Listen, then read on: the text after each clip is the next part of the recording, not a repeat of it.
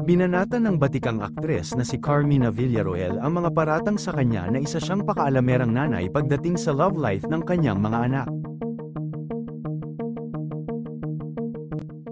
Inakusahan siya noon sa pakikialam kay Mavi Legaspi at sa dating girlfriend nito na si Kylin Alcantara. Ngayon ay sinagot ni Carmina ang akusasyon sa kanya na siya ang dahilan sa hiwalayan nila ni Mavi at Kylin. Sa interview sa kanya ng Pep.ph inilarawan ni Carmina ang matapang na pahayag nito na matapobre siya at pakialamera sa love life ng anak.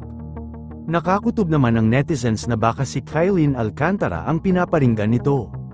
Sino pa ba ang kanyang dapat paringgan sa isyu na ito ay walang iba kundi ang dating girlfriend ng kanyang anak na si Mavi Legaspi na si Kylin. Alam naman natin na isa sa naging isyu sa hiwalayan nila ang hindi umano gusto ni Carmina Villaroel para sa anak nito na si Mavi.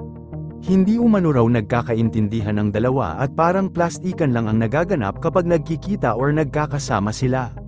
Kaya being matapobre at pakialamera ni Carmina sa relasyon nila ay ang matapang na pahayag ng aktres sa interview ng Pep.ph sa kanya. Narito ang video. Ang point ko lang ganito lang po yun. Kung masama akong tao, kung sinasabi nila matapobre ako or pakialamera ako or ganito na dapat noon pa. Diba? Dapat noon pa na chismis na yan na masama akong tao, na ganito ako, na ganyan. Pero wala kang maririnig sa akin na diva ako, na matapobre ako, ngayon na lang, or ditong last year na lang. So it only, I don't wanna